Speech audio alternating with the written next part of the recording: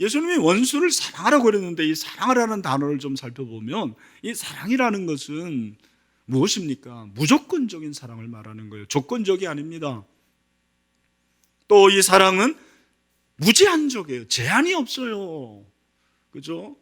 저 사람은 사랑할 사람이다. 저 사람은 내가 미워할 사람이다. 그렇게 정하지 말라라는 거예요. 또 이 사랑은 헌신적인 희생적인 사랑을 말하는 거예요. 이기적인 사랑이 아닙니다. 그래서 이 단어가 헬라어 아가파오예요. 이 단어에서 나온 명사가 아가페잖아요. 아가페. 여러분 다 들어보셨죠? 아가페? 무조건적인 사랑, 무제한의 사랑, 희생적인 사랑을 말합니다. 여러분, 우리가 이 사랑이라는, 원수를 사랑하라는 이 단어를 마음에 둘 때 몇 가지 오해가 있어요. 원수를 사랑하는 것에 대한 몇 가지 오해가 있는데, 첫 번째 오해가 뭐냐? 원수 사랑은 불가능하다라는 거예요. 원수 사랑은 불가능하다. 아마 여러분 가운데 그렇게 생각하는 분들이 있을 수 있어요. 제가 한번 물어보겠습니다. 여러분, 원수를 사랑하는 거 가능합니까? 불가능합니까? 네, 불가능하다고 생각하는 사람들이 많아요. 아마 제자들도 그렇게 생각했을 것입니다. 여러분 가운데서 그런 분들이 많아요. 한 자매가 목사님이 원수를 사랑하라 라는 설교를 했는데, 그 설교를 들으면서 설교 노트에 이렇게 적었어요. 오늘 목사님의 말씀이 어렵다. 특히 너무 어려운 말씀이다. 근데 난 못한다. 나 좋다고 하는 사람이 좋지, 나 싫어하는 사람까지 어떻게 사랑해. 좋아하는 사람도 다 못 챙기는데 긍휼히 여기는 것까지는 노력하겠는데 사랑까지는 어렵다. 아멘이십니까? 저는 동감을 해요. 100% 동감합니다. 저도 목사지만 저 좋다고 하는 성도들 신방하는 게 좋지, 저 싫다고 하고 저 좋아하지 않는 사람 전화하고 그리고 찾아가는 거 저 별로 좋아하지 않습니다. 그러나 만약에 그렇다면 그건 목회자가 아니죠. 그건 연예인이죠. 연예인들은 자기 팬들만 좋아하잖아요. 오늘 말씀에 의하면 그건 이방인들의, 죄인들이에요. 동물들도 강아지들 살랑살랑 흔들잖아요. 자기 좋아하는 사람. 싫어하는 사람 나타나면 르릉 합니다. 강아지와 똑같아요. 여러분, 원수 사랑하는 것은 불가능한 거 아니에요. 만약에 불가능하면 예수님 말씀하실 리가 없죠. 가능하다라는 거예요. 여러분의 생각을 바꾸셔야 돼요. 두 번째, 어떤 오해냐? 이 원수 사랑하는 것을 당위로 여기지 않고 선택으로 여기는 거예요. 그래, 원수 사랑할 수 있지. 그러나 이것은 당연히 하는 건 아니야. 할 수 있으면 하는 거야. 선택으로 생각하는 거예요. 제가 또 물어봅니다. 여러분, 원수 사랑은 당연히 해야 됩니까? 선택적으로 해야 됩니까? 당연히 해야 되는 거죠. 맞습니다. 오늘 원수를 사랑하라, 선대하라, 축복하라, 기도하라, 명령형이에요. 이 동사인데 이 동사가 다 현재형이고 명령이 지금 하라는 거예요. 지금. 내일이 아니에요. 내년이 아닙니다. 오늘 당장 현재적으로 하라라는 거예요. 그리고 명령이라는 것은 순종을 말하는 거죠. 우리가 따르는 것을 말하는 것입니다. 원수 사랑은 선택적으로 하는 게 아니에요. 당연히 지금 해야 될 순종의 몫입니다. 세 번째로, 원수를 사랑하라고 했을 때 이 사랑을 좀 약화된 것으로 생각하는 거예요. 그래, 원수를 사랑하는 게 가능하지, 그리고 내가 할 수 있지. 그러나 그 사랑은 좀 다른 사랑이야. 약화된 사랑이야. 아니에요. 여러분이 사랑하다라는 이 아가파오라는 단어가 어디에서 사용이 됐습니까? 대표적으로 요한복음 3장 16절 말씀이에요. 잘 아는 말씀. 하나님이 세상을 이처럼 사랑하사 독생자를 줬으니 이는 그를 믿는 자마다 멸망하지 않고 영생을 얻게 하려 하심이라. 아멘. 여기서 하나님이 세상을 이처럼 사랑하사, 이 사랑하사가 아가파오인데 원수를 사랑하다라는 그 단어가 똑같아요. 예수님이 제자들에게 뭐라고 말씀하십니까? 요한복음 13장 34절 35절. 우리 제자훈련 3권의 마지막, 서로 사랑하라 세 계명 아시잖아요. 기억하시잖아요. 뭐라고 그랬습니까? 다 같이 시작. 새 계명을 너에게 주노니 서로 사랑하라. 내가 너희를 사랑하같이 너희도 서로 사랑하라. 너희가 서로 사랑하면 이로써 모든 사람이 너희가 내 제자인 줄 알리라. 아멘. 여러분, 형제 사랑이죠. 하나님의 사랑이 원수 사랑과 똑같은 단어인데 형제 사랑도 원수를 사랑하라라는 이 아가파와 똑같은 단어를 사용합니다. 형제 사랑과 동일한 사랑입니다. 놀랍지 않습니까? 하나님의 사랑은 특별한 사랑이고 원수의 사랑은 덜한 사랑이 아니라는 거예요. 형제의 사랑은 정말 정말 멋있는 사랑이지만 원수 사랑은 그보다 못한 것이 아니에요. 똑같은 사랑이에요. 이런 원수를 사랑하는 것은 가능합니다. 그리고 이 사랑은 현재적으로 내가 당연하게 받아들일 거예요. 그리고 우리가 하나님 사랑하듯이 형제 사랑하듯이 그렇게 사랑해야 됨을 우리에게 말씀을 하고 있습니다. 저와 여러분이 이렇게 원수를 사랑할 수 있는 그런 은혜가 있게 되기를 주님의 이름으로 축원합니다. 또한 선대하라고 하죠. 여러분이 선대가 뜻이 뭐예요? 선대는 잘해주라는 얘기예요. 잘해주라. 여러분 원수일수록 잘해주십시오. 우리말에도 미운 놈에게도 뭘 하나 더 줘요? 떡 하나 더 줘요. 여러분 미운 사람 생기면 그 사람 떡 하나 주세요. 빵 사다 줘요. 커피 한 잔 받아주십시오. 그게 진짜 그리스도인이라는 것입니다. 우리가 원수를 사랑하는 것은 단순한 말이 아닙니다. 단순한 감정이 아닙니다. 그냥 신용하는 게 아니에요. 이것은 실천을 말합니다. 선대한다라는 것은 적극적인 성격을 말하는 거예요. 내가 적극적으로 사랑하는 거예요. 원수를 사랑할 때 적극적으로 사랑하라고 말씀하십니다. 성경은 그걸 우리에게 얘기해 주고 있어요. 출애굽기 23장 4절 5절 보니까 내가 만일 내 원수의 길 잃은 소나 나귀를 보거든 반드시 그 사람의 길에 돌려치며 내가 만일 너를 미워하는 자의 나귀가 짐을 싣고 엎드러짐을 보거든 그것을 버려두지 말라. 그것을 도와 그 짐을 부릴지니라. 여러분 원수의 소나 원수의 나귀가 지금 엎드러져 있습니다. 그러면 어떻게 해요? 이렇게 주라는 거예요. 도와주라는 것입니다. 길을 잃었어요. 어떻게 합니까? 찾아주라는 거예요. 잘됐다 쌈똥이다 그렇게 하지 말라라는 거예요. 적극적인 사랑을 말하는 거예요. 잠언서 25장 21절 뭐라고 그랬습니까? 다 같이 시작. 내 원수가 배고파하거든 음식을 먹이고 목말라 하거든 물을 마시게 하라. 아멘. 여러분, 여러분의 원수 참 미운 털 박힌 사람이 지금 배고파하고 있습니다. 잘됐다 굶어 죽어라. 그건 그리스도인이 아니에요. 양식을 갖다 줘야 돼요. 물이 없으면 마시게 해야 됩니다. 그럴 때 하나님의 나라가 임하는 것이죠. 28절을 보니까 너희를 저주하는 자를 위하여 축복하며 너희를 모욕하는 자를 위하여 기도하라. 사랑하는 것에서 끝나는 것이 아니고 선대하는 것에서 끝나는 것이 아니고 축복하고 기도하라. 축복하고 기도하라. 얼마나 아름다운 모습입니까? 이것은 사랑을 강화시키는 역할을 하는 거예요. 사랑을 더 강화시킵니다. 예수님은 사랑의 실천을 친히 말씀해 주셨어요. 그것이 29절부터 30절이에요. 그렇게 축복하고 선대하고 그리고 기도해야 되는데 그 구체적인 모습이 뭐냐? 너의 입뺨을 치는 자에게 젖밤도 돌려대며 내 겉옷을 빼앗는 자에게 속옷도 거절하지 말라. 내게 구하는 자에게 주며 내 것을 가져가는 자에게 다시 달라 하지 말며. 이 말씀은 원수 사랑의 실천이에요. 여러분 여기서 뺨을 친다라는 것, 내가 뺨을 맞았다라는 것은 뺨 맞은 게 중요한 게 아니에요. 뭐예요? 모욕이에요. 모욕. 우리 부모님들도 절대로 자녀들 뺨을 때려서는 안 돼요. 그러지 말라라는 거예요. 겉옷을 달라 하면 속옷까지 주고. 참, 이게 얼마나 어려운 일입니까? 30절에서 더 어려운 것은 무엇이냐면 뭐라고 했습니까? 내 것을 가져가는 자에게 다시 달라 하지 말라. 금전적인 손해를 말하는 거예요. 잘 들으세요. 제가 볼 때 형제 자매 가까운 친구가 왜 원수가 되느냐? 그 가장 원흉은 돈이에요. 돈 문제가 개입이 되는 거예요.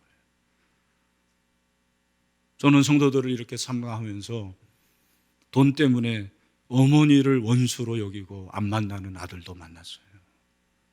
어떻게 그럴 수가 있을 것인가? 이게 돈의 힘이에요. 돈의 힘입니다. 가까운 친구는 여러분 절대로 동업하지 마세요. 가까운 사람일수록 돈을 빌려주지 마세요. 빌려줄 때는 내가 아예 주겠다고 생각하세요. 예수님은 그 손해를 감내하라라는 거예요. 달라 하지 말라. 적극적으로 열린 태도를 취하라는 것입니다. 왜? 원수를 사랑하는 것은 타산이 맞아서가 아닙니다. 원수를 사랑하는 것은 내게 유익이 있어서도 아닙니다. 원수를 사랑하는 것은 그것은 오로지 사랑이기 때문에 그렇습니다.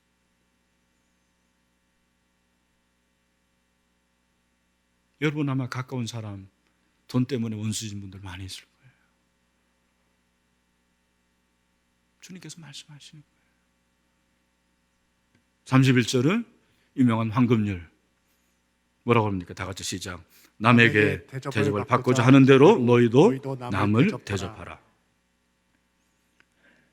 제가 지은 주석의 주석가는 이 부분을 이렇게 주석을 했더라고요. 사람이 남에게 행할 행동은 남의 실제 행동에 따라서 결정해서는 안 되고 자기가 그 행동의 상대방이라면 어떤 행동이 과연 선할 것인가를 고려하여 결정해야 된다. 다시 한번. 사람이 남에게 행할 행동은 남의 실제 행동에 따라서 결정해서는 안 되고 자기가 그 행동의 상대방이라면 어떤 행동이 과연 선할 것인가를 고려하여 결정해야 된다. 여러분 상대방이 나에게 잘해주는 건 두 가지예요. 기적이고 또 하나는 내가 상대방에게 잘해줬기 때문에 그런 거예요. 상대방이 여러분에게 잘해주지 않죠? 그러면 그건 당연한 거예요. 그러나 또 한 가지는 여러분이 그 사람에게 잘해주지 않기 때문에 그런 거예요. 부메랑이에요, 부메랑. 내가 미움을 주니까 미움이 오는 거예요. 사랑해보세요. 사랑이 오죠. 그걸 말씀하시는 것입니다. 그런 의미에서 여러분이 황금률이 원수 사랑과 연관이 있더라고요. 황금률은 원수 사랑이에요. 나에게 원수지만 내가 감히 사랑해보면 그 미움이 그리고 증오가 사랑으로 돌아올 것이다. 예수님이 말씀하시는 거예요. 우리가 이렇게 원수를 사랑할 때 우리 주님이 놀라운 약속을 해주십니다. 저는 35절 말씀이 사실 제일 좋았어요. 35절 말씀을 통해서 원수 사랑의 희망을 가져봅니다. 우리 35절 말씀을 다 같이 한번 읽어보겠습니다. 시작. 오직 너희는 원수를 사랑하고 선대하며 아무것도 바라지 말고 구워주라. 그리하면 너희 상이 클 것이요 또 지극히 높으신 이의 아들이 되리니 그는 은혜를 모르는 자와 악한 자에게도 인자하시니라. 아멘. 약속을 해주세요. 원수를 사랑하는 자에게는 내가 약속을 해준다. 두 가지 약속입니다. 첫 번째는 뭐냐면 뭐를 주겠다고 그럽니까? 상을 주겠다는 거예요. 여러분 이 상은 여러분이 생각하는 그런 상이 아니에요. 이 상은 뭐냐? 내가 너희들을 인정해 주겠다 그 말이에요. 내가 너희들을 인정해 주겠다. 인정의 상을 말하는 것입니다. 원수를 사랑하고 선대해서 하나님의 인정을 받은 사람, 대표적으로 요셉과 다윗인데 공통점은 10대 때 고난을 당했어요. 스토커로 인해서 자기를 죽이려는 사람 때문에 너무너무 힘든 고난을 당합니다. 그 중에서 여러분 요셉을 아시죠? 형들에 의해서 인신매매를 당하지 않습니까? 그리고 숱한 인고의 세월을 지냅니다. 그런데 하나님께서 그를 애굽의 국무총리로 세우신 걸 보면 요셉은 적어도 형들을 미워하지는 않은 것 같아요. 그러니까 하나님이 인정하셔서 상을 주셨죠. 그가 나중에 후에 형들을 만나고 나서 뭐라고 말합니까? 창세기 45장 5절 말씀이죠. 우리 같이 한번 읽겠습니다. 시작. 당신들이 나를 이곳에 팔았다고 해서 근심하지 마소서, 한탄하지 마소서. 하나님이 생명을 구원하시려고 나를 당신들보다 먼저 보내셨나이다. 아멘. 제가 한번 이렇게 읽어보겠습니다. 형님들이 나를 이곳에 팔았다고 해서 근심하지 마세요. 가책을 갖지 마십시오. 하나님이 생명을 구원하시려고 나를 형님들보다 먼저 이곳에 보내셨습니다. 여러분, 이게 바로 요셉이에요. 하나님이 어떻게 요셉을 사랑하시지 않을 수가 있습니까? 그렇게 형님들을 용서하고 사랑하니까 결과가 15절이잖아요. 요셉이 또 형들과 입 맞추며 안고 우니 형들이 그제서야 요셉과 말하니라. 제가 발견한 한 가지, 요셉이 우는구나. 용서하는 사람이 우는구나. 용서하는 사람이 더 감동을 받는 거구나. 더 은혜가 용서하는 사람에게 있구나. 여러분, 이 은혜가 있게 되기를 축원합니다. 우리가 이 사람이 돼야 돼요. 그게 바로 하나님 나라의 백성이라는 것입니다. 하나님 나라의 백성은 하나님 나라의 백성답게 살아야 되는데 원수를 사랑할 때 하나님이 상을 주셔요. 상을 주십니다. 또 한 가지 약속이 뭐냐면 하나님의 아들이 될 것이라 그렇게 말씀하시는 거죠. 35절을 다시 보면 여기 지극히 높으시니 아들이 되리니, 지극히 높으시니 누구를 말할까요? 하나님이죠. 하나님의 아들이 될 것이다. 아니, 나는 이미 아들이 됐는데, 하나님의 아들이 됐는데 뭘 또 아들이 되나? 굉장히 중요한 질문입니다. 여러분, 우리가 원수를 사랑할 수 있는 근거가 뭐냐면 내가 하나님의 아들이 된다라는 것은 하나님의 아들처럼 그렇게 살아간다라는 말이에요. 누가복음 15장을 보면 작은 아들이 아버지 재산을 받아가지고 멀리 가가지고 탕진하지 않습니까? 탕자잖아요. 그래서 돌아와요. 돌아왔는데 그 아들이 아버지 집을 떠나는 순간부터 아버지는 매일 문 밖에서 기다렸다고 그랬어요. 매일 문 밖에서 기다립니다. 그리고 드디어 아들이 돌아왔을 때 어떻게 합니까? 달려가 목을 잡고 안아줍니다. 환대를 해줘요. 환대를. 그런데 이 아들이 그래도 염치는 하나 남아있더라고요. 뭐라고 말합니까? 21절 아들이 이르되 아버지, 내가 하늘과 아버지께 죄를 지었사오니 지금부터는 아버지 아들이라 일컬음을 감당하지 못하겠나이다 하나. 아버지가 어떻게 합니까? 오히려 하인들에게 좋은 옷을 입혀주라고 그래요. 그리고 손에 가락지를 끼워줘라. 그것은 아들의 확인 정체성을 말하는 거예요. 그리고 살찐 송아지를 잡고 잔치를 벌이라고 그러는 것입니다. 여러분, 아버지의 입장에서 그냥 용서만 하면 되잖아요. 그러나 하늘 아버지는 그렇게 하지 않는다라는 거죠. 사랑을 해준다라는 거예요. 옷을 입혀주고 가락지를 끼워주고 살찐 송아지를 잡아주고 잔치를 벌인다라는 것입니다. 우리가 이 말씀을 그냥 구원적인 의미에서 그래 구원받았다라는 의미도 되지만 이 말씀은 우리에게 뭘 가르쳐 줍니까? 우리 하늘 아버지께서 저와 여러분은 얼마나 사랑하시는지, 그리고 그 사랑이 용서를 통해서 나타나는 것을 말하는 거죠.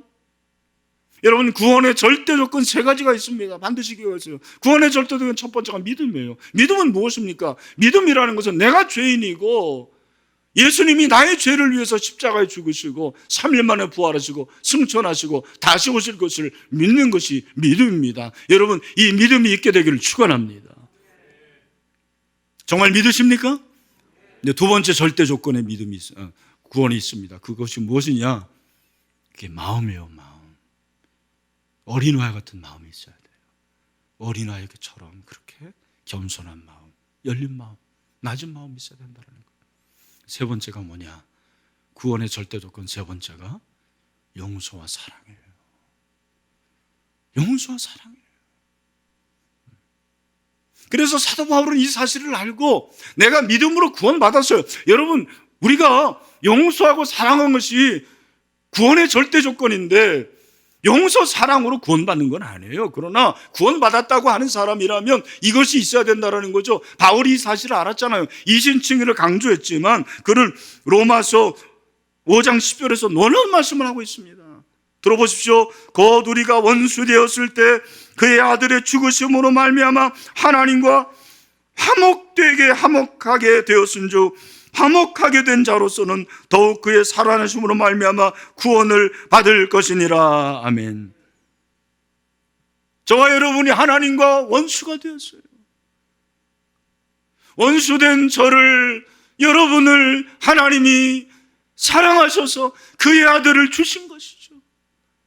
그가 십자가에 피 흘려 죽으심으로 용서해 주시고 우리를 사랑해 주셨습니다. 그것이 하나님의 사랑, 십자가의 사랑이라는 것입니다. 그래서 용서하면 하나님을 닮는다라는 바로 여기에 있는 거예요. 오늘 이 본문에 병행 구절이 마태복음 5장이잖아요. 마태복음 5장 48절에서 그러므로 하늘에 계신 너희 아버지 온전하신 것 같이 너희도 온전하라. 여러분, 이 온전하라는 것은 완전하라는 말이 아닙니다. 이건 하나님을 닮으라는 얘기예요. 우리 사랑하는 형제자매 여러분, 하나님 아버지를 닮기를 원하십니까? 그 원수를 사랑하세요. 그게 하나님을 닮는 거예요. 하나님을 닮는 것은 원수를 사랑하는 것입니다. 원수를 사랑하면 하나님 나라를 임하게 하신 분이 바로 예수 그리스도십니다. 그분은 십자가에 죽을 때 첫 번째 말씀이 무엇이었습니까?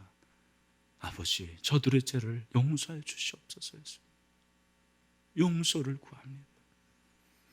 그 한마디 말, 이 말이 없었더라면 예수 그리스도가 될 수 없었을 것입니다. 이 한마디 말로 만왕의 왕이 되셨습니다. 이 한마디 말로 구원의 절정을 이루신 거예요. 최고의 윤리를 실천하시고 보여주신 것이죠. 절대적인 말씀입니다.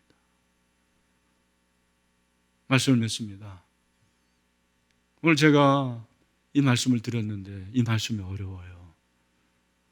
그러나 저는 우리 신일교회 성도들 가운데서 한 사람이라도 이 말씀 듣고 오늘 이 설교 듣고 원수를 사랑할 수 있는 그런 변화가 있게 되기를 주님의 이름으로 축원합니다. 네, 여기서 한 가지, 이 말씀을 듣고도 해결이 안 되는 분들이 분명히 있습니다. 왜? 그분들의 질문이 뭐냐면, 나는 용서하는데 그 사람 누가 갚아줄 거냐라는 거예요. 굉장히 어려운 질문입니다. 나는 용서하는데 누가 갚습니까? 그 사람은 그렇게 잘 먹고 잘 사는데 누가 갚아줍니까? 그래서 성경은 말씀하시는 것입니다. 로마서 12장 19절 말씀이에요. 그런 분들을 위해서 제가 마지막으로 말씀드립니다. 내 사랑하는 자들아, 너희가 친히 원수를 갚지 말고 하나님의 진노하심에 맡기라. 기록되었을 때 원수 갚는 것이 내게 있으니 내가 갚으리라고 주께서 말씀하시느니라. 여러분, 하나님이 갚아주십니다. 내가 갚는 게 아니에요. 내 손에 내가 피를 묻히는 게 아니에요. 여러분 기억하십시오. 정복으로 이기는 게 아니에요. 사랑으로 이기는 거예요. 정복으로 이기는 게 아닙니다. 사실은 저도 이거 어렵고 여러분도 어렵습니다. 왜냐하면 우리의 본성은 죄악이고 우리의 본성은 미움이기 때문에 그렇습니다. 그러나 마지막으로 소망을 드립니다. 여러분, 저와 여러분 안에 예수 그리스도께서 살아 계십니다. 그러면 그리스도로 가능하게 될 줄로 믿습니다. 그래서 오늘 갈라디아서 2장 20절 말씀으로 마무리를 합니다. 우리 다 같이 시작. 내가 그리스도와 함께 십자가에 못 박혔나니 그런즉 이제는 내가 사는 것이 아니요 오직 내 안에 그리스도께서 사시는 것이라. 이제 내가 육체 가운데 사는 것은 나를 사랑하사 나를 위하여 자기 자신을 버리신 하나님의 아들을 믿는 믿음 안에서 사는 것이라. 아멘. 이 은혜가 있게 되기를 주님의 이름으로 축원합니다.